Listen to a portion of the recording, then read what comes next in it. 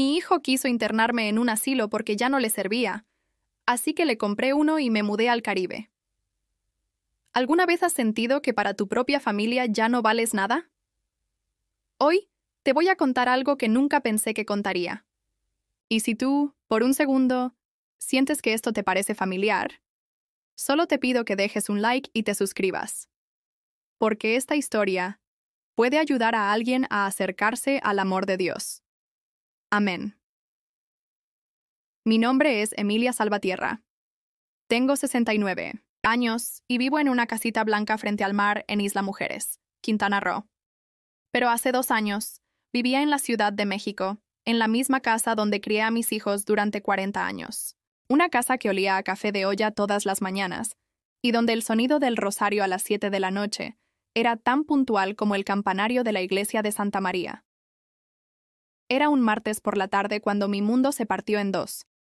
Estaba sentada en mi silla de siempre, esa de madera maciza que mi difunto esposo Roberto compró cuando nació nuestro primer hijo. Mis manos arrugadas sostenían mi Biblia gastada, abierta en el Salmo 23, que había estado leyendo para encontrar consuelo, después de una semana particularmente difícil. Las páginas amarillentas crujían suavemente entre mis dedos, y podía sentir el peso de tantas oraciones y lágrimas que habían caído sobre esas palabras sagradas a lo largo de los años. La luz de la tarde se filtraba por la ventana de la sala, creando pequeños arcoíris en el cristal de la vitrina donde guardaba las fotos de mis nietos y los recuerdos de una vida dedicada a servir a mi familia. En la mesa del centro descansaba mi taza de té de manzanilla, ya frío, junto a una estampita de San Judas Tadeo que mi madre me había dado cuando me casé. Para los casos difíciles, mija, me había dicho con esa sonrisa cansada de mujer que sabía lo que era sufrir en silencio. Ese día había sido especialmente duro. Por la mañana había ido al mercado de Medellín, cargando mi canasta de mimbre como hacía desde hacía décadas, saludando a los mismos comerciantes que me conocían desde que era una joven madre. Doña Carmen, la de las verduras, me había preguntado por Elías, mi hijo menor, con esa curiosidad cariñosa de quien ve crecer a los niños del barrio. ¿Y cuándo viene a visitarte, Emilia? Ya tiene tiempo que no lo veo por aquí. Yo había sonreído, como siempre, y le había dicho que estaba muy ocupado con su trabajo en la empresa de seguros. Pero por dentro sentía ese vacío familiar, esa punzada de soledad que me acompañaba cada vez más a menudo. Hacía 3 meses que Elías no venía a casa. 3 meses de llamadas cortas, de excusas apresuradas, de «después te llamo, mamá, estoy en una junta». Cuando regresé a casa, subí las escaleras despacio, sintiendo el peso de la edad en mis rodillas. La casa se sentía demasiado grande para una sola persona. 4 recámaras. Un comedor donde antes se sentaban 8 personas los domingos. Una cocina que solía llenarse de risas y el aroma de mole poblano durante las festividades. Ahora todo parecía suspendido en el tiempo, como un museo de memorias que solo yo visitaba. Me había preparado mi té. Había encendido la pequeña vela roja que mantengo siempre junto al Sagrado Corazón de Jesús en la sala, y me había sentado a leer las escrituras como hacía todas las tardes. Era mi momento de paz, mi conversación diaria con Dios, el único que parecía tener tiempo para escucharme sin prisa. Fue entonces cuando sonó el timbre. Mi corazón dio un pequeño salto, de alegría. ¿Sería Elías? ¿Habría venido a sorprenderme como hacía cuando era niño, llegando con las manos llenas de dulces y historias de la escuela? Me levanté con más rapidez de la que mis piernas artríticas me permitían normalmente, y caminé hacia la puerta con una sonrisa que no sentía desde hacía semanas. Al abrir, ahí estaba él, mi hijo menor, mi bebé que ya tenía 42 años, pero que para mí seguía siendo el niño que se escondía detrás de mis faldas cuando tenía miedo. Elías vestía un traje gris elegante, zapatos brillantes, y traía esa expresión seria que había adoptado desde que consiguió su puesto de gerente. Ya no sonreía como antes, ya no me abrazaba al llegar. «Hola, mamá», me dijo, besando mi frente con la frialdad de quien cumple un protocolo. «¿Podemos hablar?» Nos sentamos en la sala. Él eligió el sillón individual, manteniendo distancia. Yo regresé a mi silla de siempre, con mi Biblia aún abierta en mis piernas, como si las palabras sagradas pudieran protegerme de lo que estaba por venir. Algo en su postura, en la manera como evitaba mi mirada, me decía que esta no era una Visita de cariño. Mamá, comenzó, y en esa sola palabra pude escuchar el tono que usaba en sus juntas de trabajo, frío y eficiente. He estado pensando mucho en tu situación, y creo que ya es hora de que tomemos una decisión importante. Mi estómago se contrajo. ¿Mi situación? Sí. Vives sola en esta casa tan grande. Ya no estás para manejar tantas responsabilidades. Las escaleras, la limpieza, cocinar. Es peligroso para una mujer de tu edad. Quise interrumpirlo, decirle que me las arreglaba perfectamente, que seguía limpiando mi casa, cocinando mis comidas, cuidando mi pequeño jardín de geranios en 1969, el patio, pero algo en su expresión me detuvo. He encontrado un lugar perfecto para ti, continuó, sacando unos folletos brillantes de su portafolio. Se llama Residencia Dorada. Está en Cuernavaca, rodeada de jardines. Tienen actividades para personas de la tercera edad, enfermeras las 24 horas, servicio de comedor. Las palabras se desvanecieron en mis oídos. Solo podía ver sus labios moverse mientras mi mundo se desmoronaba lentamente. Un asilo. Mi hijo. La persona que yo había cargado en mis brazos cuando lloraba de cólicos, que había alimentado con mi propio cuerpo, que había llevado de la mano a su primer día de escuela, estaba sentado en mi sala proponiéndome que me fuera a morir entre extraños. No quiero que te lo tomes a mal, mamá, siguió diciendo, como si el dolor que me atravesaba el pecho fuera una reacción exagerada. Pero ya no estás para vivir sola. Allá van a cuidarte mejor que aquí. Vas a tener compañía de gente de tu edad. Ya no tendrás que preocuparte por nada. Yo solo lo miraba, tratando de encontrar en sus ojos algún rastro del niño que un día me dijo que cuando fuera grande iba a comprarme una casa en la playa para que fuéramos felices juntos. Pero ese niño había desaparecido, reemplazado por este hombre de mirada calculadora que hablaba de mi vida como si fuera un problema empresarial que resolver. ¿Y si no quiero ir? Logré susurrar, mi voz sonando extraña y quebrada. Elías, suspiró con impaciencia. Mamá, no seas terca, es lo mejor para todos. Blanca y yo ya no podemos estar pendientes de ti todo el tiempo. Tenemos nuestras propias responsabilidades, nuestros propios hijos que cuidar.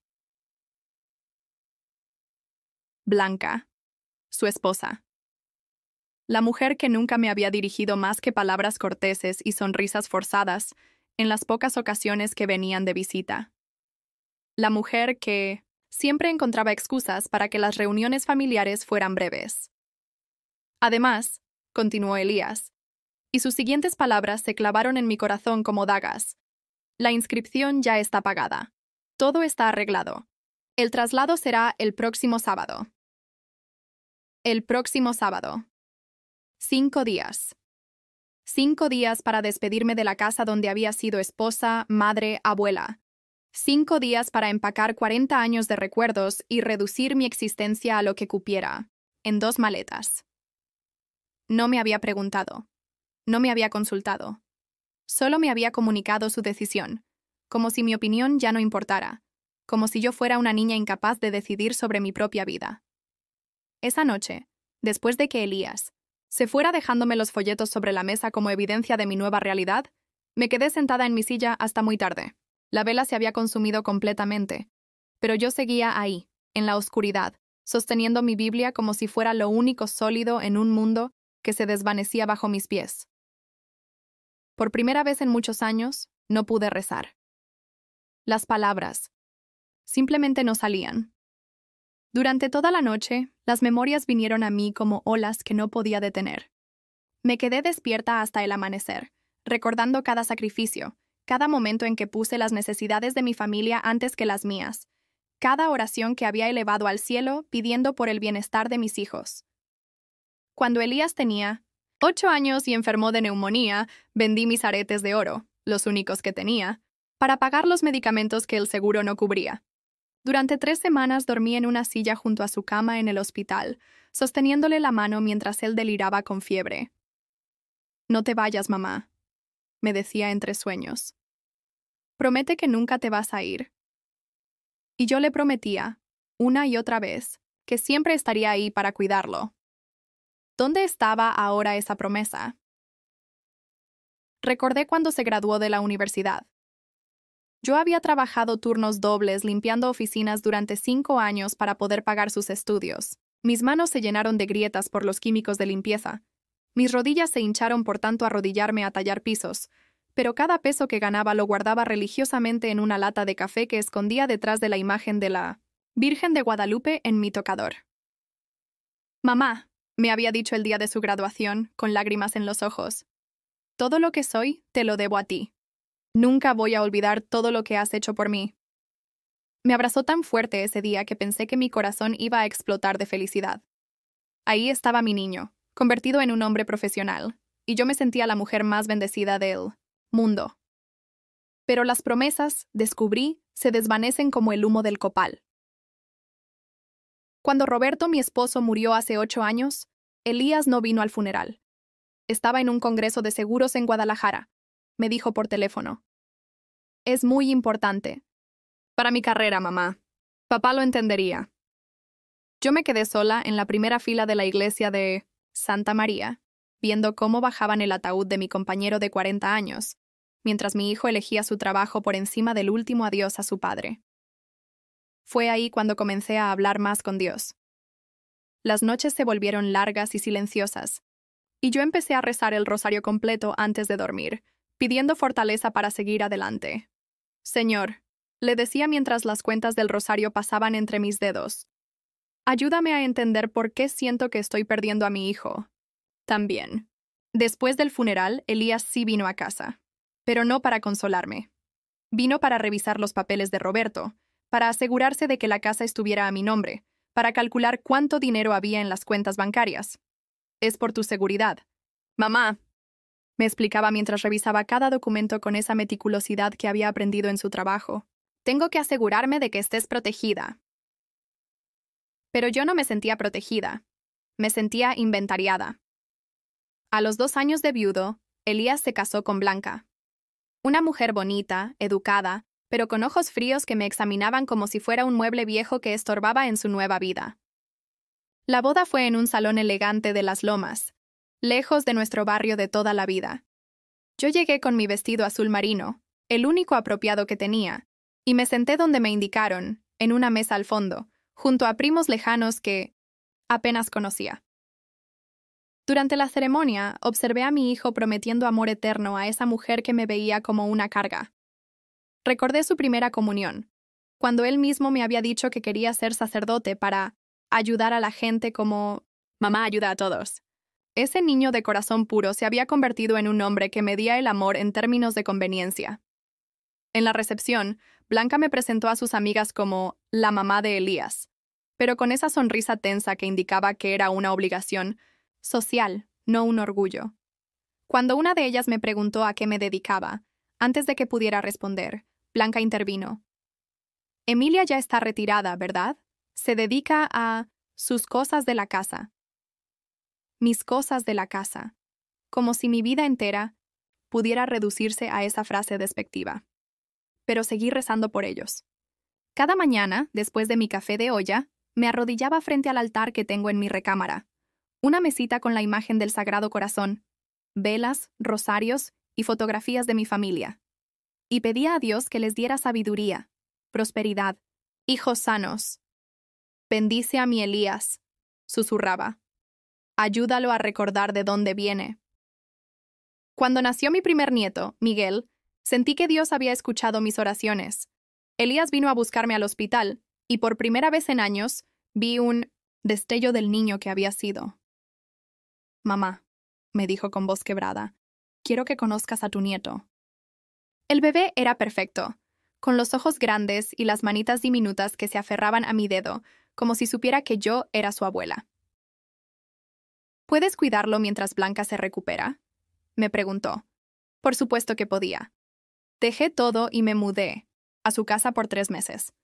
Cambié pañales, preparé biberones, arrullé al bebé durante las noches largas mientras Blanca dormía y Elías trabajaba. Cocinaba para toda la familia, limpiaba, lavaba, planchaba. Era feliz sintiéndome útil, necesaria. Pero cuando Blanca se sintió mejor, las cosas cambiaron.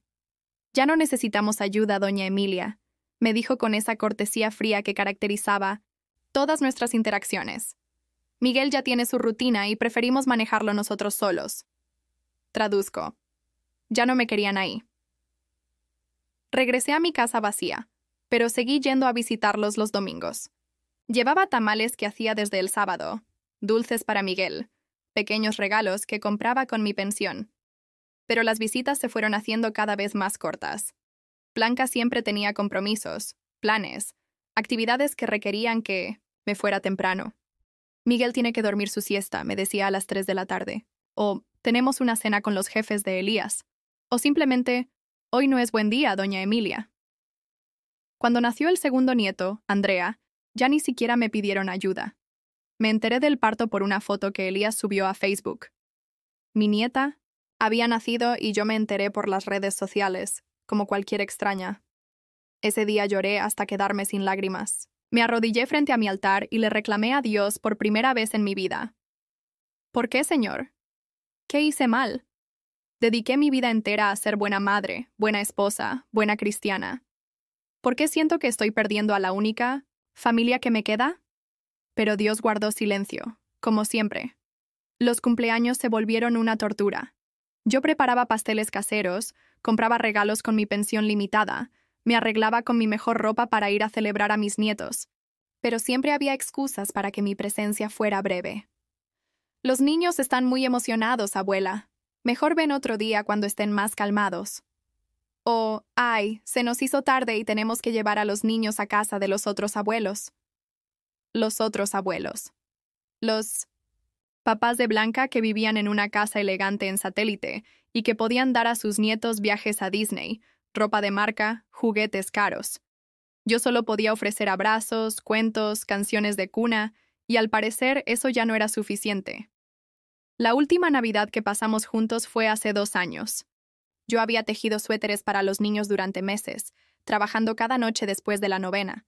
Llegué a su casa con mis regalos envueltos cuidadosamente en papel que había guardado del año anterior, con mis tamales y mi ponche de frutas.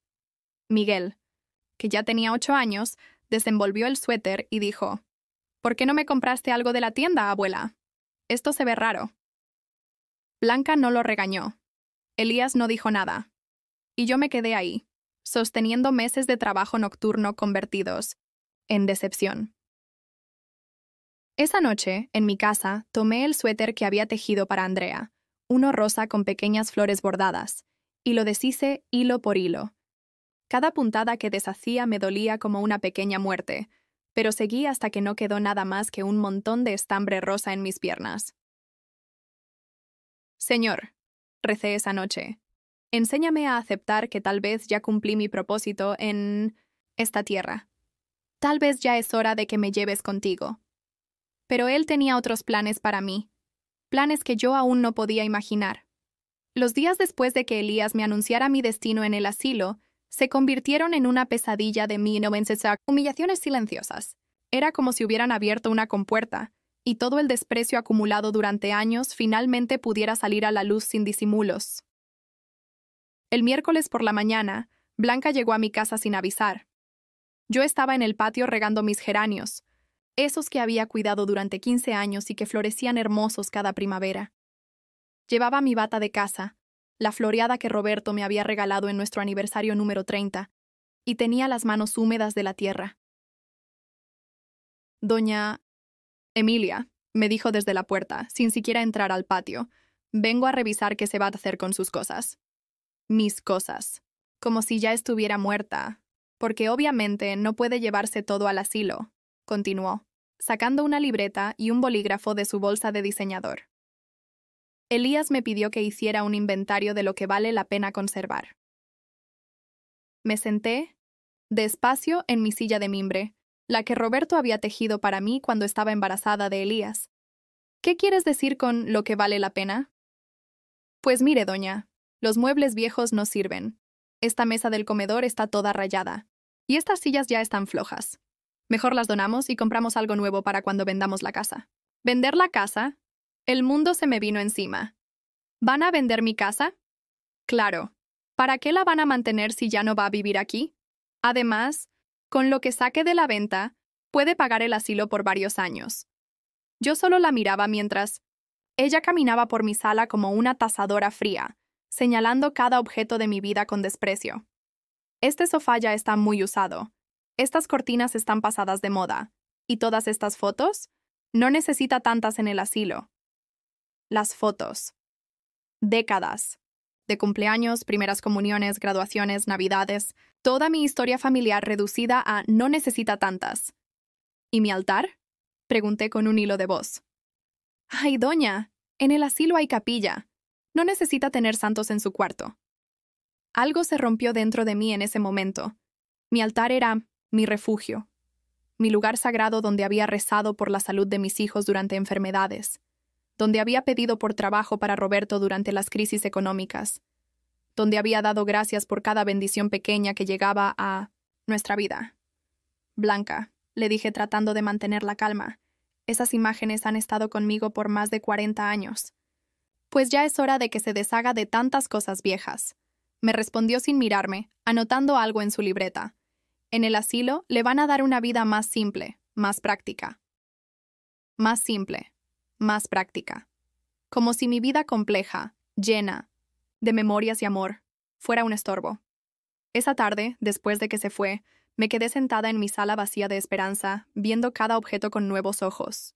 La mesa donde había amasado miles de tortillas, el sillón donde había amamantado a mis hijos, el librero donde guardaba mis novelas románticas, esas que leía en secreto después de que todos se dormían, soñando con amores que duraran.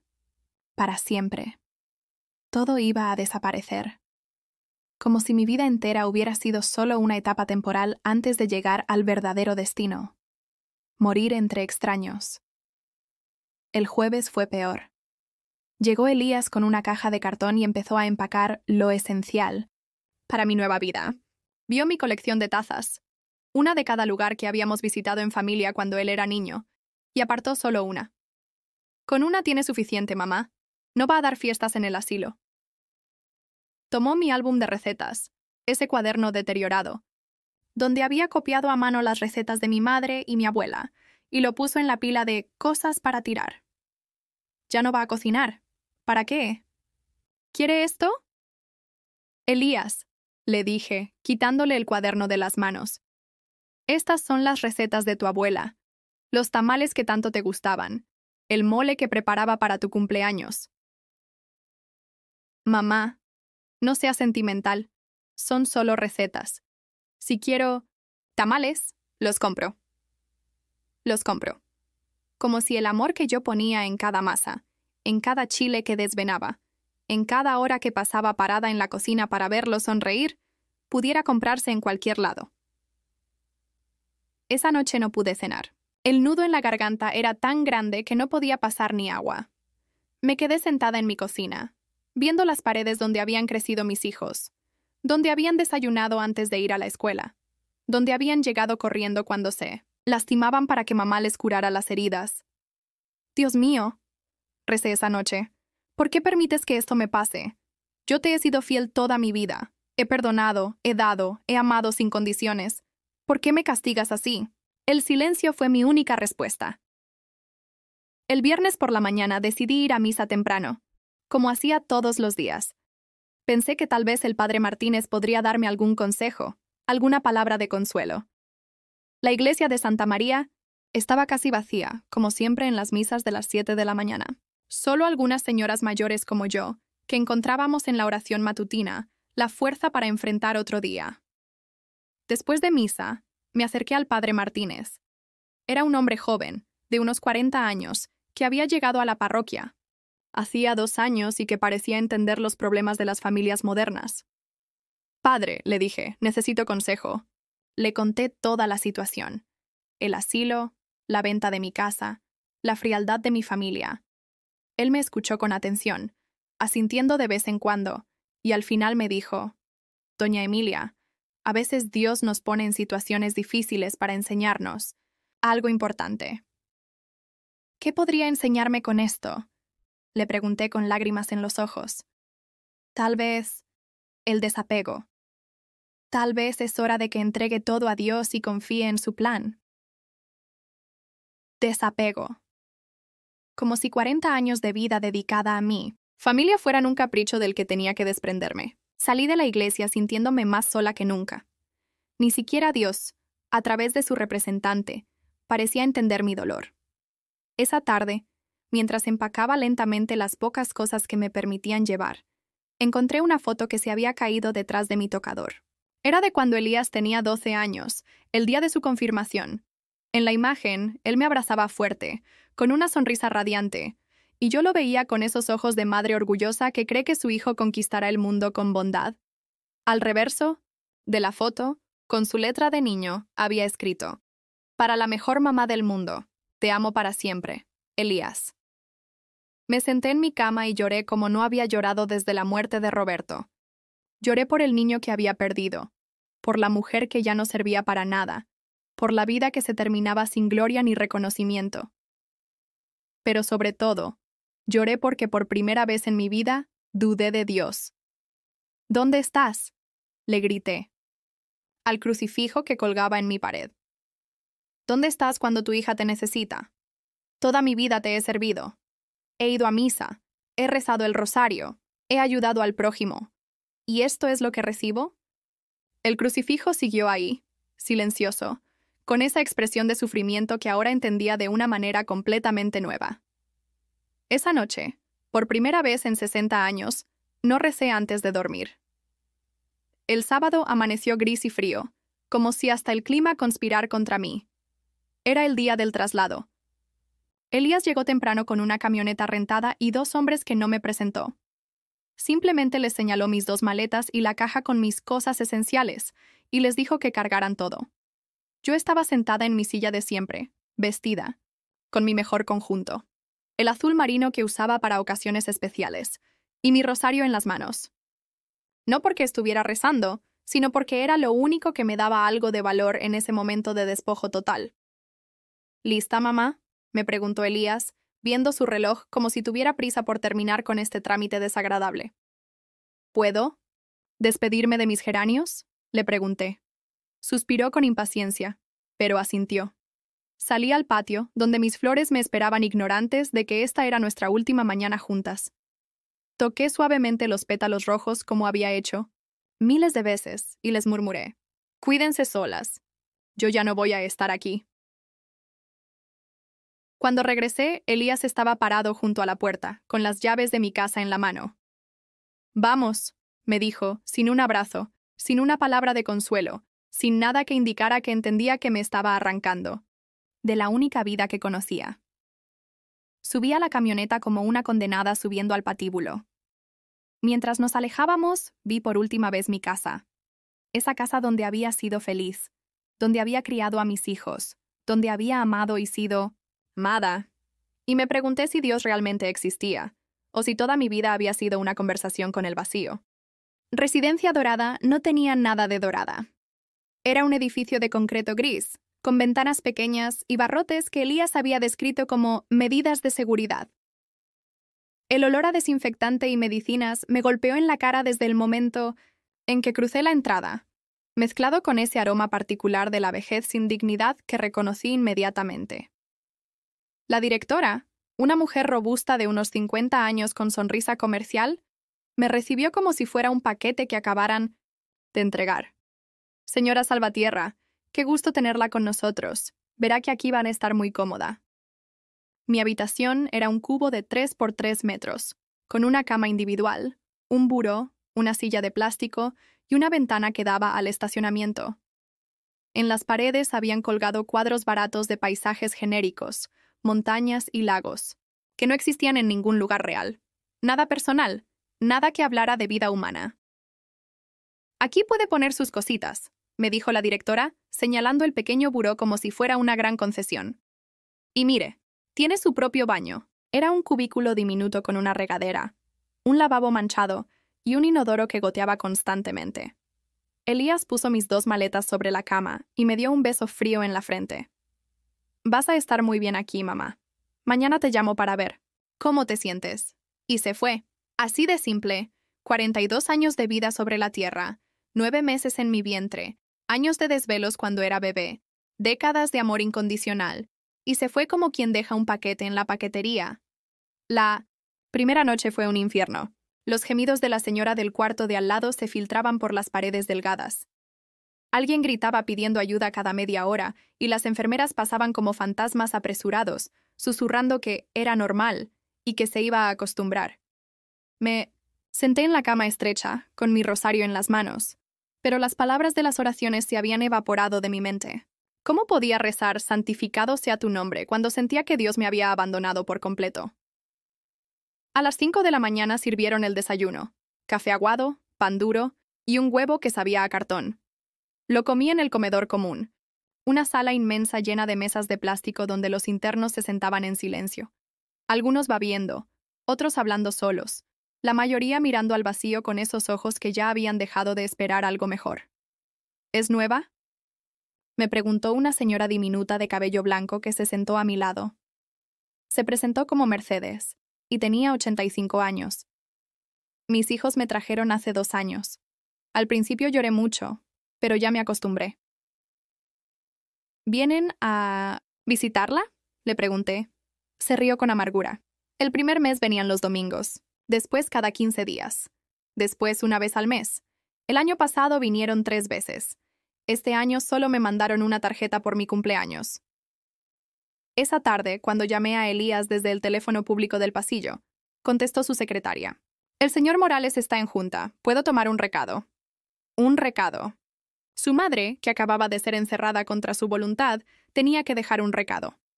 Dígale que su mamá llamó, dije con la voz quebrada. ¿Es urgente?, preguntó la secretaria con tono aburrido. No, mentí. No es urgente. Porque había entendido algo terrible. Para él, yo ya no era urgente. Ya no era importante. Ya no era nada. Los días se volvieron una rutina de humillaciones pequeñas. El baño a las 6 de la mañana, con agua fría y jabón que olía a hospital. El desayuno insípido a las 7. Las actividades recreativas a las 10, que consistían en ver telenovelas viejas o hacer rompecabezas para niños. El almuerzo aguado al mediodía. La siesta obligatoria. La cena temprana.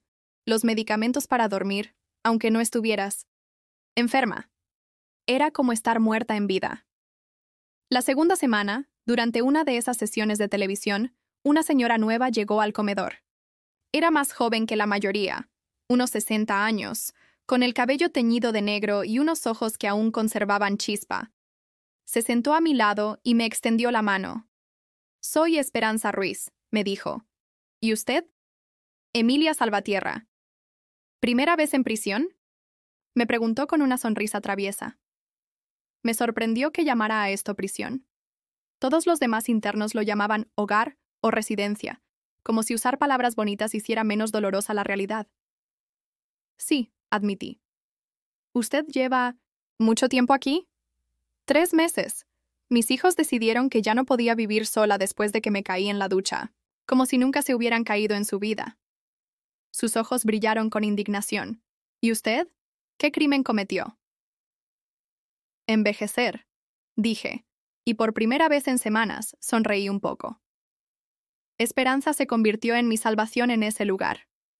A diferencia de los otros internos, que parecían haber aceptado su destino con resignación tóxica, ella mantenía viva la llama de la rebeldía. Durante nuestros paseos por el pequeño jardín trasero, me contaba historias de su vida. Había sido maestra de primaria durante 40 años, había criado 5 hijos sola después de que su esposo murió en un accidente. Había luchado contra el cáncer y ganado. ¿Sabe qué es lo que más me molesta de este lugar?, me dijo una tarde mientras contemplábamos las bugambilias que crecían contra la barda. No es la comida horrible ni las camas incómodas. Es que nos tratan como si ya estuviéramos muertas. Como si porque somos viejas, ya no tuviéramos derecho a decidir, a soñar, a vivir. Sus palabras me calaron hondo. Tenía razón. En algún momento, sin que me diera cuenta, había dejado de vivir y había empezado solo a existir. Esperanza, le dije un día. ¿Cree usted que Dios nos abandona cuando envejecemos? Me miró con esos ojos sabios que habían visto mucho sufrimiento. Ay, Emilia, Dios no nos abandona. Somos nosotras las que dejamos de creer que merecemos su amor. Esa noche, por primera vez desde que llegué al asilo, tomé mi Biblia. La abrí al azar y mis ojos cayeron en el Salmo 71. No me deseches en el tiempo de la vejez. Cuando mi fuerza se acabare, no me desampares. Lloré al leer esas palabras. No lágrimas de desesperación, sino de reconocimiento. Como si Dios finalmente me estuviera hablando después de semanas de silencio. A la mañana siguiente, Esperanza no bajó al desayuno. Cuando pregunté por ella, la enfermera me dijo con indiferencia: «Se fue anoche. Sus hijos vinieron por ella». ¿Se fue? ¿Cómo? ¿Qué se fue? Regresó a su casa. Al parecer, la familia reconsideró. Corrí a su habitación, pero ya estaba vacía. Solo quedaba una nota sobre la almohada, escrita con su letra temblorosa. «Emilia, no se rinda. Dios tiene planes más grandes para usted de los que puede imaginar. Con cariño, su amiga Esperanza». Me senté en esa cama vacía y por primera vez en meses oré de verdad. No pedí que me sacaran de ahí. No pedí que Elías cambiara. Pedí algo diferente. «Señor», murmuré, «si todavía tengo un propósito en esta tierra, muéstramelo. Y dame el valor para cumplirlo». Esa tarde, mientras revisaba las pocas pertenencias que me habían permitido traer, encontré algo que había olvidado completamente. Una carpeta amarilla que había estado guardada en el fondo de mi ropero durante años. Adentro estaban los papeles del terreno que mi padre me había heredado en San Luis Potosí. Un terreno que nunca visité, que nunca pensé vender, que guardaba por si acaso. Ese por si acaso había llegado. Por primera vez desde que llegué a la residencia dorada, sonreí de verdad. No con tristeza, no con resignación, sino con algo que había olvidado que existía: esperanza. Esa noche llamé a mi vieja amiga Lucinda, que trabajaba en bienes raíces. Le expliqué mi situación sin llorar, sin quejarme, solo con los hechos. «Emilia», me dijo con voz emocionada, «ese terreno vale una fortuna ahora. Está en una zona que se ha desarrollado mucho en los últimos años. ¿Cuánto cree que podría sacar por él? Dame una semana para investigar, pero te aseguro que es suficiente para que cambies completamente tu situación». Colgué el teléfono y me quedé ahí parada, en el pasillo frío de la residencia, sintiendo algo que no había sentido en meses: poder. Por primera vez desde que Elías me anunció mi destino, yo tenía el control. Y tenía un plan. Una semana. Después, Lucinda me llamó con noticias que cambiaron mi destino para siempre. «Emilia, tienes que sentarte para escuchar esto», me dijo con voz emocionada. «El terreno que tienes en San Luis Potosí está valuado en 2.800.000 pesos. Hay una empresa desarrolladora que está interesada en comprarlo inmediatamente. 2.800.000 pesos. Más dinero del que había visto en toda mi vida. Más dinero del que Elías ganaba en 3 años. Suficiente dinero para cambiar completamente las reglas del juego». «¿Cuánto tiempo tomaría la venta?», le pregunté, tratando de mantener la voz calmada mientras mi corazón latía como tambor de guerra. «Si aceptas la oferta que te están haciendo, podríamos cerrar el trato en una semana. Solo necesito que vengas a firmar los papeles». «Lucinda», le dije, «necesito que investigues algo más para mí». Le expliqué lo que quería. Ella se quedó callada por un momento y después se rió con ganas. «Ay, Emilia, creo que te voy a ayudar a hacer la mejor venganza que he visto en mi vida». Esa noche no pude dormir. No por ansiedad, sino por una energía que no había sentido en años. Era como si hubiera estado dormida durante décadas y finalmente estuviera despertando. Me levanté a las 3 de la madrugada y me arrodillé junto a mi cama estrecha, con mi rosario entre las manos. «Señor», recé, «no sé si lo que estoy planeando está bien o mal.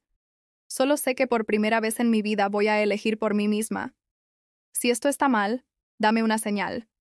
Pero si es tu voluntad que recupere mi dignidad, dame fuerza para seguir adelante». Esperé una señal, un presentimiento, algo que me dijera que me detuviera. Pero lo único que sentí fue paz. Una paz profunda que no había experimentado desde antes de la muerte de Roberto. Al día siguiente, durante el horario de visitas, llegó Elías. Era su primera visita en 3 semanas, y venía con esa sonrisa falsa que usaba cuando quería quedar bien sin esforzarse demasiado. «Hola, mamá. ¿Cómo te sientes? Te ves Mejor, me dijo, aunque ni siquiera me había mirado realmente. Estoy bien, hijo. Muy bien. Me da mucho gusto. ¿Ya te acostumbraste? ¿Ya hiciste amigas? Amigas. Como si esto fuera un club social y no una prisión para viejos estorbosos. Elías, le dije mirándolo directamente a los ojos, necesito que hagas algo por mí. Claro, mamá, lo que necesites. Quiero que mañana me acompañes a San Luis Potosí. Se rió. ¿A San Luis Potosí? ¿Para qué? Para vender el terreno de mi papá. Su expresión cambió inmediatamente. La sonrisa falsa se desvaneció y apareció esa mirada calculadora que conocía tan bien. ¿Qué terreno? El que me heredó cuando murió. El que está en los papeles que revisaste cuando murió tu papá. Mamá, ese terreno no vale nada. Está en el medio de la nada. Tal. ¿Ves? Pero quiero venderlo de todas formas. ¿Para qué necesitas dinero? Aquí tienes todo lo que necesitas. Comida, techo, cuidados médicos. Ahí estaba. La verdadera razón de su preocupación. No era porque pensara que me estaban estafando. Era porque cualquier dinero que yo tuviera era dinero que él no iba a heredar. Quiero tener algo mío, le dije simplemente. Se quedó callado por un momento, calculando. Podía ver las rueditas girando en su cabeza, tratando de encontrar la manera de convencerme de que no vendiera o de asegurarse de que él controlara el dinero si lo hacía. Está bien, dijo finalmente, pero déjame manejar la venta. Yo conozco gente en bienes raíces. Te van a dar un mejor precio. No, gracias. Ya tengo quien me ayude. ¿Quién? Lucinda Hernández. ¿La recuerdas? Era amiga mía desde antes de que nacieras. Mamá, esa señora debe estar vieja. Probablemente ya no sabe cómo funcionan los negocios modernos. ¿Elías? Le dije con una firmeza que me sorprendió a mí misma. Voy a vender mi terreno con quien yo quiera. No necesito tu permiso. Se puso rojo. Por primera vez en años, le había dicho que no. Por primera vez en décadas, no había aceptado que él tomara decisiones por mí. Mamá, no seas terca. Solo quiero ayudarte. Ya me ayudaste suficiente. Le respondí. Me ayudaste a entender que ya es hora de que tome mis propias decisiones. Se fue molesto. No furioso, pero sí con esa expresión de niño al que le han quitado un juguete que creía suyo. Esa tarde llamé a Lucinda y le dije que aceptaba la oferta. 3 días después, salí de la residencia dorada por primera vez en un mes. Le dije. A la directora que iba a una cita médica y que regresaría por la noche. Era mentira, pero ¿qué más daba?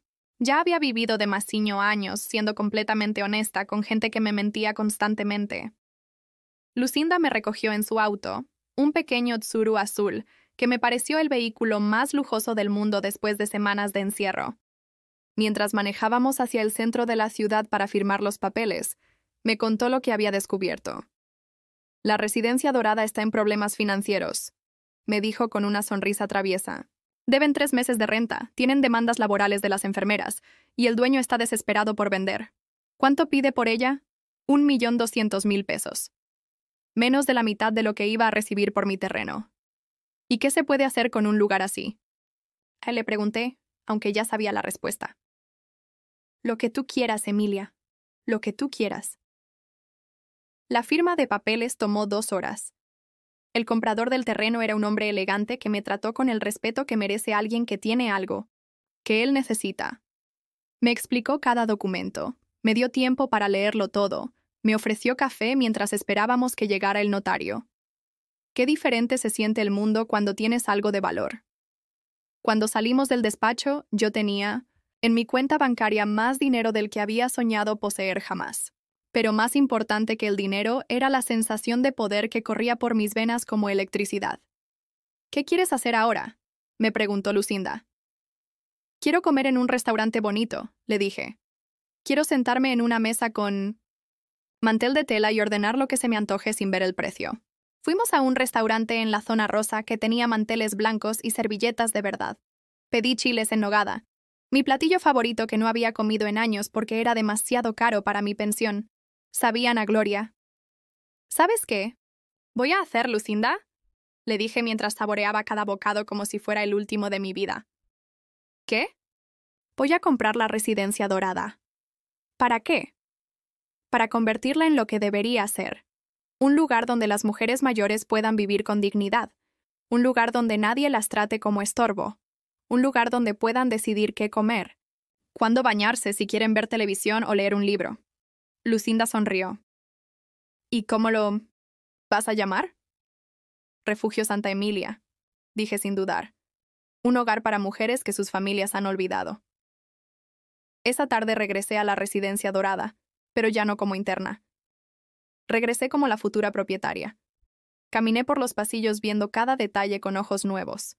Los pisos que había que cambiar, las paredes que necesitaban pintura, los cuartos que había que remodelar para que fueran dignos de seres humanos.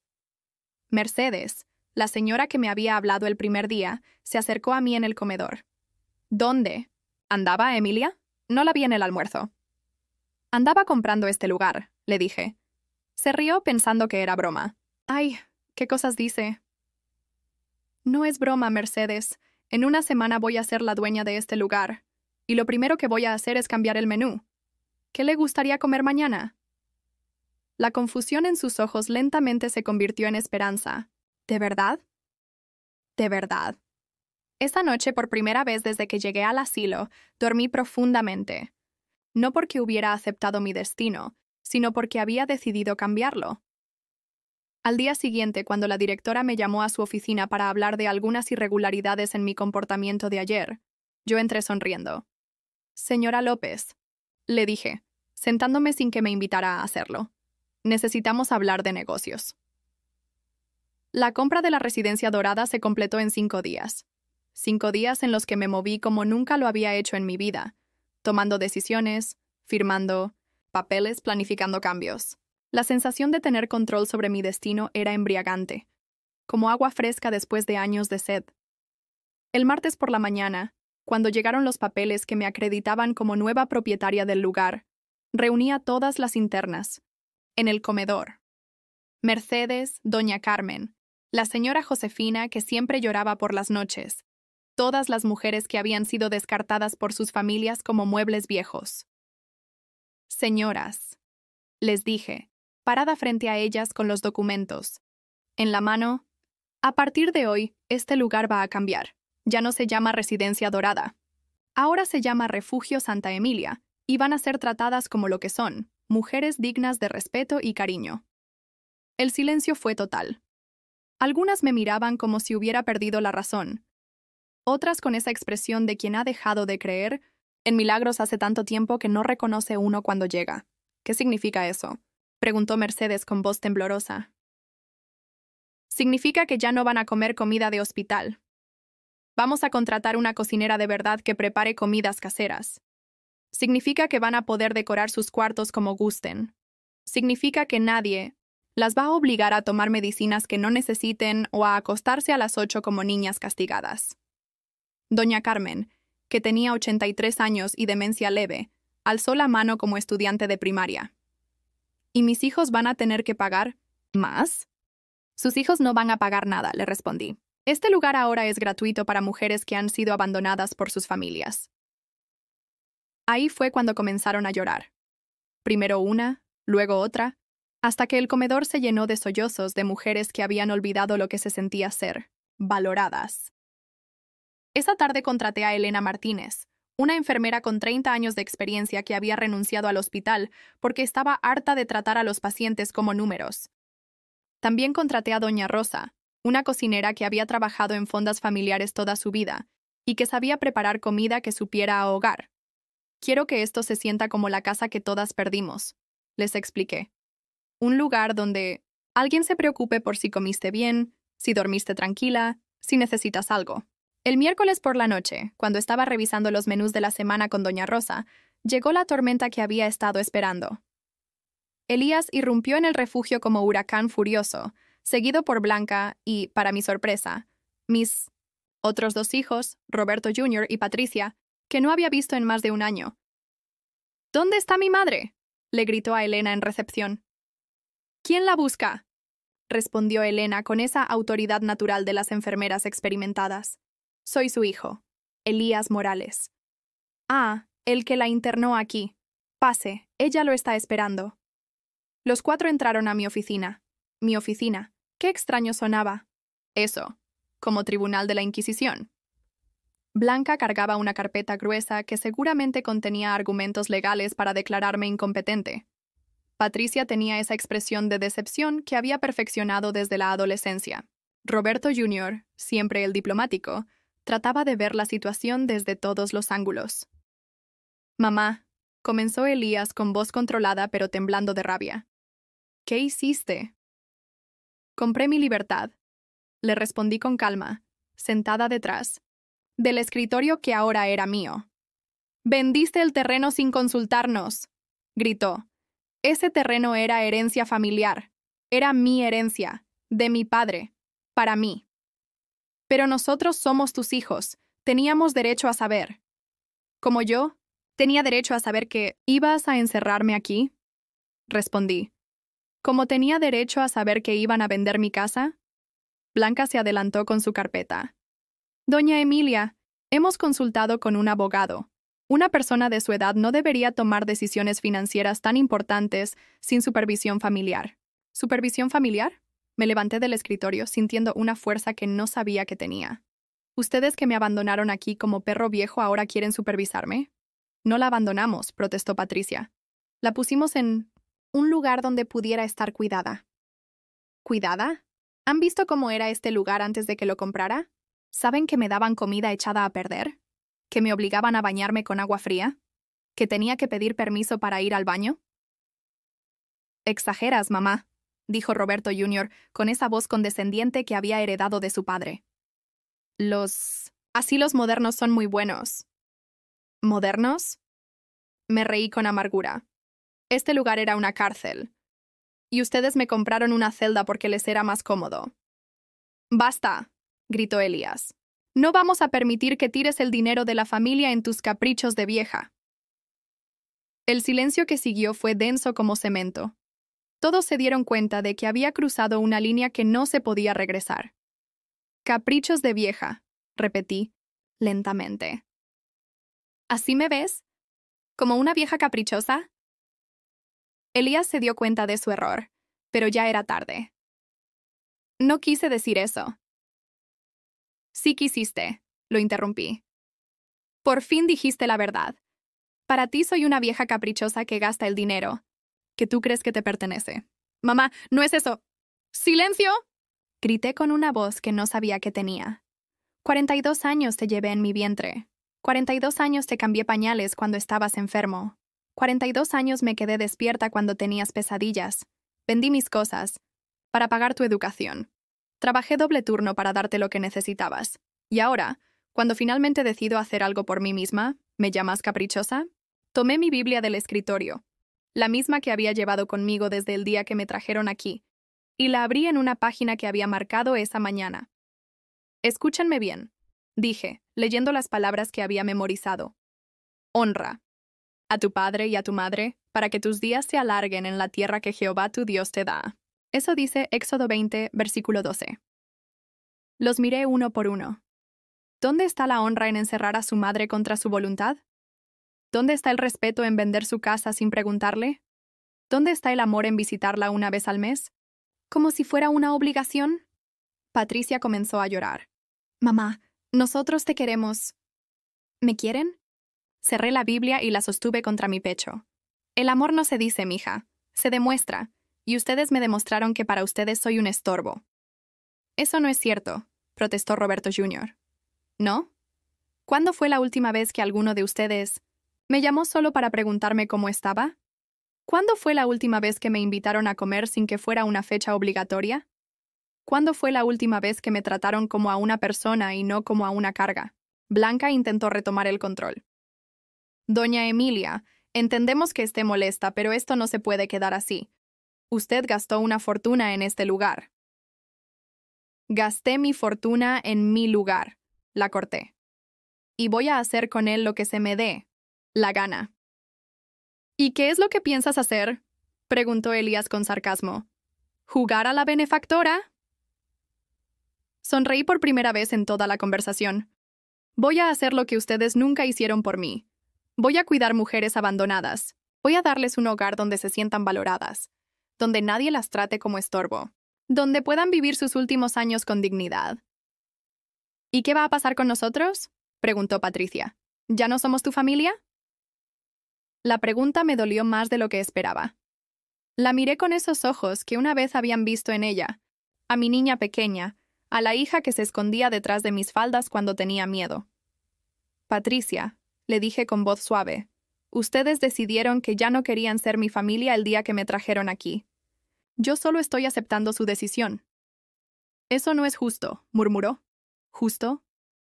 Me levanté y caminé hacia la ventana, donde podía ver el jardín que estaba planeando remodelar. ¿Era justo encerrarme aquí? ¿Era justo vender mi casa sin preguntarme? ¿Era justo tratarme como si ya estuviera muerta? Me di vuelta para mirarlos por última vez como familia. Pero ¿saben qué es lo más triste de todo esto? Que yo los perdono, porque eso es lo que me enseñó Jesucristo. Los perdono, pero ya no voy a permitir que me lastimen. Elías hizo un último intento desesperado. Mamá, si te vienes a casa, podemos arreglar esto. Podemos volver a ser una familia. ¿A cuál casa, Elías? ¿A la que vendieron sin mi permiso? Se quedó callado. Ya no tengo casa, continué. Pero tampoco la necesito, porque encontré algo mejor. Encontré mi propósito. ¿Tu propósito?, preguntó Blanca con desdén. Sí, cuidar a las mujeres que sus familias abandonaron. Darles el amor que ustedes no supieron darme a mí, y hacer todo esto en el nombre del Señor Jesucristo, que nunca abandona a sus hijos, aunque sus propios hijos sí lo hagan. Se fueron sin despedirse, salieron de mi oficina, del refugio, de mi vida, con esa mezcla de frustración y derrota de quien esperaba ganar una batalla fácil y descubrió que el enemigo tenía armas que no había considerado. Esa noche, por primera vez en meses, no lloré. Me arrodillé junto a mi cama, abrí mi Biblia en el Salmo 27 y leí en voz alta. Aunque mi padre y mi madre me dejaran, con todo, Jehová me recogerá. Había perdido a mi familia, pero había encontrado mi camino. 6 meses después del confronto con mis hijos, el refugio Santa Emilia se había convertido en algo que nunca imaginé posible. Las paredes grises habían sido pintadas de colores cálidos, amarillo girasol en el comedor, verde menta en los pasillos, rosa suave en las habitaciones. Cada cuarto tenía ahora cortinas de flores, una pequeña estantería para libros personales y, lo más importante, una imagen religiosa que cada residente podía elegir según su devoción. Pero el cambio más grande no estaba en las paredes. Estaba en los rostros. Mercedes, que cuando llegué solo hablaba de sus hijos que la habían olvidado, ahora coordinaba el taller de tejido que habíamos abierto los martes y jueves. Sus manos artríticas creaban bufandas y gorros para bebés del hospital público, y sus ojos brillaban con propósito renovado. Emilia, me decía mientras tejía, nunca pensé que a los 85 años iba a volver a sentirme útil. Doña Carmen, a pesar de su demencia leve, había encontrado paz cuidando las plantas del jardín que habíamos sembrado donde antes solo había concreto. Cada mañana, después del desayuno, salía con su regadera pequeña a conversar con sus geranios y bugambilias como si fueran viejas amigas. Las plantas no olvidan quién las cuida, me había dicho un día. No como la gente. Y tenía razón. En este lugar, nadie olvidaba a nadie. El refugio ahora albergaba a 12 mujeres, todas con historias similares a la mía. Estaba Dolores, que había trabajado como secretaria durante 40 años para pagar los estudios de sus 3 hijos, solo para que estos la echaran de la casa cuando se volvió a casar con un hombre que no soportaba viejas estorbando. Estaba Esperanza, no mi antigua compañera, sino otra Esperanza, que había cuidado a su esposo enfermo durante 10 años hasta que murió, y después sus nueras la acusaron de haber malgastado la herencia en medicinas. Cada una había llegado rota, creyendo que su vida había terminado. Cada una había descubierto que solo estaba comenzando una nueva etapa. Yo misma era prueba de ello. Por las mañanas, después de misa de 7 en la pequeña capilla que habíamos construido en Lobby, que antes era el almacén, me dedicaba a administrar el refugio. Revisaba cuentas, coordinaba con los proveedores, supervisaba las actividades, pero no desde una oficina fría y distante. Me sentaba en el jardín, con mi laptop sobre una mesa de mimbre, rodeada del aroma de las flores y el sonido de las conversaciones de mis compañeras, porque eso eran ahora, mis compañeras. No pacientes, no internas, no residentes, mujeres que habían encontrado una nueva familia en la que nadie era un estorbo. Las tardes las dedicaba a algo que había abandonado durante décadas, a mí misma. Había contratado a la maestra Soledad, una mujer de 60 años que daba clases de pintura, y por primera vez en mi vida estaba aprendiendo a crear algo bello, solo por el placer de crearlo. Mis primeros cuadros eran terribles, flores que parecían manchas, paisajes que no se parecían a nada real, pero cada pincelada me daba una alegría que había olvidado que existía. No importa si no queda perfecto, me decía la maestra Soledad mientras yo intentaba pintar un atardecer. Lo importante es que es suyo. Suyo. ¡Qué palabra más hermosa! Durante tantos años, nada había sido verdaderamente mío. Mi tiempo era de mi familia. Mi dinero era para mi familia. Mis decisiones las tomaba mi familia. Pero estos cuadros imperfectos, estas horas de paz, esta nueva vida, todo eso era mío. Los viernes habíamos iniciado lo que llamábamos tardes de testimonio.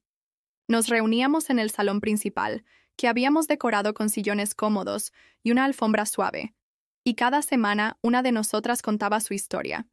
No para lamentarse, sino para celebrar el camino recorrido. Era increíble descubrir la fortaleza que habían tenido estas mujeres. Dolores había criado 3 hijos siendo madre soltera en los años 70, cuando eso era un escándalo social.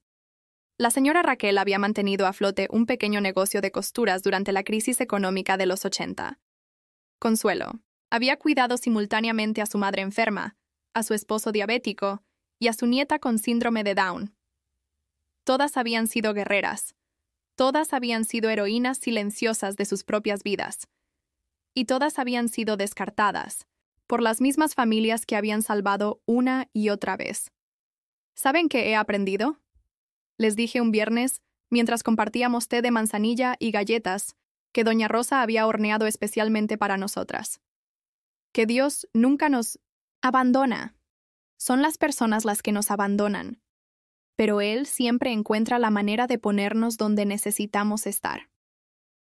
¿De verdad crees eso, Emilia?, me preguntó Mercedes. ¿Después de todo lo que pasaste? Sobre todo después de todo lo que pasé, le respondí. Porque miren dónde estamos ahora. Miren lo que hemos construido. ¿Creen que es casualidad? Me levanté y caminé hacia la ventana que daba al jardín, donde las flores que doña Carmen cuidaba con tanto amor crecían exuberantes bajo el sol de la tarde. Hace un año, yo era una mujer amargada que se sentía inútil. Pensaba que mi vida había terminado, que ya no tenía propósito. Incluso dudé de Dios, admití. Pero ahora entiendo que todo lo que viví, el dolor, la humillación, el abandono, era para prepararme para esto. ¿Para qué?, preguntó Dolores. Para entender lo que ustedes han vivido, para tener la experiencia necesaria para crear este lugar, para tener el dinero que necesitaba para comprarlo, para tener la motivación que me impulsa a levantarme cada día y luchar por nosotras. Abrí mi Biblia en la página que había marcado esa mañana. En Romanos 8, versículo 28 dice, «Y sabemos que a los que aman a Dios todas las cosas les ayudan a bien, esto es, a los que conforme a su propósito son llamados». Todas las cosas, repetí, incluso las que nos lastiman, incluso las que nos rompen el corazón. Todas trabajan juntas para el bien de quienes amamos a Dios. El silencio que siguió no era de tristeza, sino de reconocimiento. Era el silencio de mujeres que finalmente entendían que su sufrimiento no había sido en vano. Ese domingo, por primera vez en décadas, me levanté emocionada de ir a misa. No porque fuera una obligación o una costumbre, sino porque tenía tanto que agradecer que no sabía por dónde empezar. La iglesia de Santa María seguía siendo la misma, pero yo era completamente diferente. Ya no me sentaba en la última banca, con los hombros encorvados y el corazón pesado. Ahora llegaba temprano, me sentaba en la tercera fila y cantaba los himnos con una voz que había recuperado la esperanza. Después de misa, el padre Martínez se acercó a mí. «Doña Emilia», me dijo con una sonrisa genuina, «quería felicitarla». He escuchado cosas maravillosas sobre su refugio. Gracias, Padre. Pero no es mi refugio. Es el refugio de Dios. Yo solo soy su instrumento. Me gustaría visitarlas algún día. Tal vez podría dar misa en su capilla. Sería un honor, le respondí. Las señoras estarían encantadas. Mientras caminaba de regreso al refugio, con el sol calentando mi rostro y el sonido de las campanas de la iglesia acompañando mis pasos, me detuve en el pequeño parque donde solía jugar con mis hijos cuando eran pequeños. Me senté en la misma banca donde los había visto correr y reír, donde había soñado con ser la abuela que los cuidaría y los llenaría de amor. Esos sueños se habían roto. Esa familia se había perdido, pero en el proceso de perderla había encontrado algo más grande, una familia elegida, un propósito renovado, una fe más profunda. Saqué mi teléfono, un smartphone nuevo que había aprendido a usar con la ayuda de Elena, y marqué el número de Lucinda. ¿Qué tal, Emilia? ¿Cómo van las cosas? Lucinda, le dije, sin poder contener la sonrisa en mi voz. Necesito que investigues algo más para mí. ¿Ahora qué estás planeando? Quiero abrir otro refugio, en Guadalajara. He estado recibiendo llamadas de mujeres de toda la República que han escuchado de nosotras y necesitan ayuda. Se quedó callada por un momento. Emilia Salvatierra, me dijo finalmente, creo que has encontrado tu verdadera vocación. No, la corregí. Creo que mi verdadera vocación me encontró a mí. Esa tarde, reuní a todas las mujeres del refugio en el jardín. Quería contarles sobre mis planes, pero más que eso, quería decirles algo que había estado guardando en mi corazón durante meses. Señoras, les dije, parada frente a ellas mientras el sol comenzaba a ponerse pintando el cielo de colores dorados, quiero que sepan que ustedes me salvaron la vida. ¿Nosotras? Preguntó Mercedes con sorpresa. Pero si fuiste tú quien nos salvó a nosotras. No, negué con la cabeza. Ustedes me dieron algo que había perdido, un propósito. Me dieron una razón para levantarme cada mañana. Me demostraron que el amor no tiene que venir de la familia de sangre. Puede venir de la familia del corazón. Tomé mi Biblia y la sostuve contra mi pecho. Dios me quitó una familia para darme otra. Me quitó una casa para darme un hogar. Verdadero. Me quitó una vida pequeña para darme una vida grande. Las lágrimas corrían por mi rostro, pero eran lágrimas de gratitud, no de dolor. Y todo empezó el día que mi hijo decidió que ya no me necesitaba. Ese día, Dios decidió que él sí me necesitaba. Amén, murmuró Dolores. Amén, repitieron todas las demás. Y en ese momento, rodeada de mujeres que habían sido desechadas pero no derrotadas, supe con absoluta certeza que estaba exactamente donde Dios quería que estuviera. 1 año y medio después de aquel día terrible en que Elías me anunció mi destino en el asilo, estoy sentada en la terraza de mi nueva casa en Isla Mujeres, Quintana Roo, viendo el amanecer pintar el Caribe de colores, que solo Dios sabe crear. El aire salado acaricia mi rostro arrugado, y por primera vez en décadas, cada arruga cuenta una historia de sonrisas genuinas, en lugar de lágrimas derramadas en silencio. Mi casa es pequeña, pero perfecta. 2 recámaras, una sala que da directo al mar, una cocina donde el olor a café de olla se mezcla con la brisa marina cada mañana. Las paredes están pintadas de blanco, el color de los nuevos comienzos, y cada habitación tiene imágenes sagradas que elegí personalmente. El sagrado. Corazón en la sala, la Virgen de Guadalupe en mi recámara, San Judas Tadeo en la cocina. Mis santos, mis intercesores, mis compañeros constantes en esta nueva vida que nunca pensé que tendría. El refugio Santa Emilia en la Ciudad de México ahora funciona solo, bajo la dirección de Elena Martínez y un consejo de administración, formado por las mismas mujeres que una vez fueron internas y ahora son copropietarias del lugar. Mercedes maneja las finanzas con una precisión que hubiera envidiado cualquier contador. Dolores coordina los talleres de capacitación para cuidadoras. Doña Carmen, a pesar de su demencia leve, supervisa el jardín que se ha convertido en el orgullo del refugio. Cada martes recibo su reporte por videollamada, otra de las cosas nuevas que he aprendido en esta etapa de mi vida. Ver sus rostros, iluminados a través de la pantalla de mi tablet, me llena de una satisfacción que ningún hijo biológico me había dado jamás. Emilia, me dijo Mercedes en la última llamada. Ayer llegó otra señora. La encontró su nuera durmiendo en 1906, su carro después de que la echaron de la casa porque ocupaba mucho espacio. Tiene 73 años y trabajó como maestra toda su vida. ¿Cómo se llama? Pregunté, sabiendo que cada nombre nuevo representaba otra vida rescatada del olvido. Aurora Jiménez. Y cuando le enseñamos su cuarto, se puso a llorar porque hacía 2 años que no tenía un lugar que pudiera llamar suyo. Historias como la de Aurora llegan cada semana. Mujeres desechadas por familias que consideran el cuidado de los mayores una carga insoportable, un obstáculo para sus planes de vida moderna. Mujeres que han dado todo y se quedan sin nada cuando más necesitan. Amor y compañía. El refugio de Guadalajara abrió hace 6 meses. El de Puebla está en construcción. Y hemos comenzado a recibir solicitudes de mujeres interesadas en abrir refugios similares en otros estados. Lo que comenzó como mi venganza personal contra el abandono se ha convertido en un movimiento nacional de mujeres mayores que se niegan a ser invisibles. Pero la verdadera transformación no está en los refugios que hemos abierto, está en la mujer que he llegado a ser.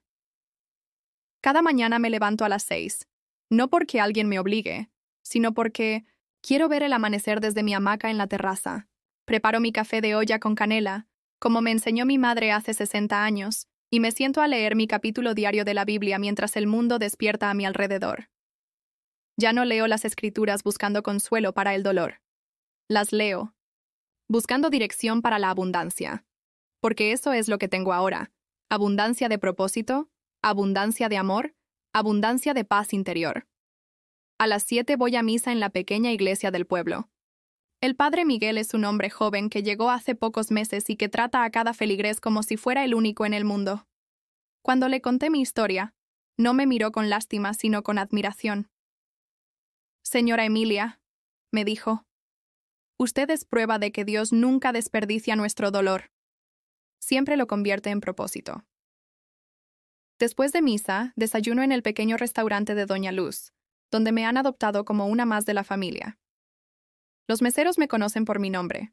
Saben que me gusta el café muy cargado y que siempre pido huevos rancheros con frijoles refritos. Pequeñas atenciones que hacen que cada día se sienta como una celebración. Las mañanas las dedico a nadar en el mar.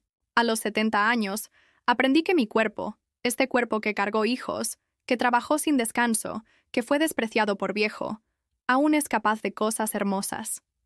El agua salada abraza mis huesos artríticos como bálsamo divino, y cuando floto boca arriba viendo las nubes pasar, siento la presencia de Dios tan cercana que podría tocarla. Las tardes son para mis nuevas amigas. Mujeres del pueblo que, como yo, han descubierto que la vida no termina a los 60. Jugamos dominó. En el parque central, intercambiamos recetas en el mercado, chismeamos inocentemente sobre los turistas que llegan cada fin de semana. Reímos con la libertad de quien ya no tiene que fingir ser alguien que no es. Tengo una amiga especial, Leticia, una mujer de 65 años que llegó a la isla después de enviudar y decidir que quería ver el mar todos los días hasta que se muriera. Nos hicimos amigas inmediatamente, reconociendo en la otra a alguien que había elegido comenzar de nuevo, cuando todos esperaban que se resignara a solo existir. ¿Sabes qué? Es lo más hermoso de esta edad. Me dijo ayer mientras caminábamos por la playa al atardecer. Que ya no tenemos que demostrarle nada a nadie. Podemos ser nosotras mismas sin disculpas. Tenía razón. Por primera vez en mi vida, soy completamente auténtica. Uso los colores, que me gustan, como cuando tengo hambre, duermo cuando tengo sueño. Leo las novelas románticas que me encantan sin sentir culpa. Veo telenovelas sin que nadie me diga que son tonterías. Compro flores para mi casa solo porque me hacen feliz. Las noches son sagradas. Ceno en mi terraza, generalmente algo simple. Que cocino para mí, un lujo increíble después de décadas cocinando para otros. Después me siento en mi mecedora con mi rosario y rezo, pero ya no son oraciones de súplica desesperada. Son conversaciones íntimas con un Dios que siento más presente que nunca. Gracias, Señor, le digo cada noche, por enseñarme que el abandono puede ser liberación. Gracias por mostrarme que cuando los hijos te dan la espalda, tú abres brazos nuevos para abrazarme. Gracias por convertir mi dolor en propósito y mi soledad en servicio. Hace 3 meses recibí una llamada. Inesperada. Era Patricia, mi hija, llorando al teléfono. Mamá, me dijo con voz quebrada, necesito contarte algo. Blanca se divorció de Elías, y ahora él está solo, deprimido y dice que se arrepiente de todo lo que te hizo. Esperé a sentir algo. Dolor, alegría, satisfacción, cualquier cosa. Pero lo único que sentí fue una paz profunda. ¿Y qué quieres que haga con esa información, mija?, le pregunté. No sé. Tal vez. ¿Podrías hablar con él? ¿Tal vez perdonarlo? Ya lo perdoné hace mucho tiempo, Patricia. Pero perdonar no significa regresar a una situación que me lastimaba. ¿Entonces no vas a hacer nada? Voy a rezar por él. Voy a pedir a Dios que le dé la paz que necesita. Pero mi lugar no está junto a él. Mi lugar está aquí, viviendo la vida que Dios me regaló cuando ya pensaba que se había terminado. Colgué el teléfono y me quedé en mi terraza, viendo las estrellas brillar sobre el mar. No sentí ni amargura ni triunfo. Solo sentí gratitud, por haber aprendido que el amor hacia los hijos no significa sacrificar tu propia dignidad. El mes pasado vino a visitarme un periodista de una revista nacional. Quería hacer un reportaje sobre la mujer que convirtió su abandono en una cadena de refugios. Le conté mi historia sentada en esta misma terraza, con el sonido del mar de fondo y mi café de olla entre las manos. Señora Emilia, me preguntó. Al final, ¿qué les diría a las mujeres mayores que están viviendo situaciones similares a la que usted vivió? Cerré los ojos por un momento, sintiendo la brisa marina en mi rostro, y le di la respuesta que había estado creciendo en mi corazón durante todos estos meses. Les diría que no es demasiado tarde. Nunca es demasiado tarde para comenzar. De nuevo. Les diría que el valor no se mide por la edad, sino por la decisión de no rendirse. Les diría que Dios no las ha olvidado, aunque sus familias lo hayan hecho. ¿Y qué es lo más importante que ha aprendido en todo este proceso? Que el milagro no es que la gente cambie y nos pida perdón. El milagro es que nosotras podemos elegir vivir como si ya no necesitáramos esa disculpa. El milagro es descubrir que nuestra felicidad no depende de otros, sino de nuestra relación con Dios y con nosotras mismas.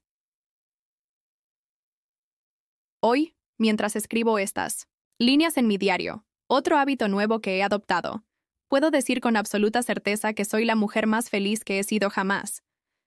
No porque mi vida sea perfecta, sino porque es auténticamente mía.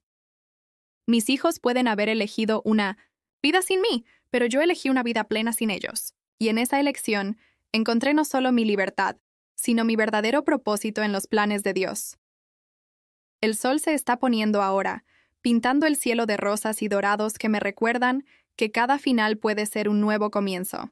Mañana será otro día de abundancia, otro día de servicio, otro día de gratitud. Porque aprendí que a veces, para encontrar la vida que Dios tiene preparada para ti, primero tienes que perder la vida que otros diseñaron para ti. Y esa pérdida resultó ser la mejor ganancia de mi existencia.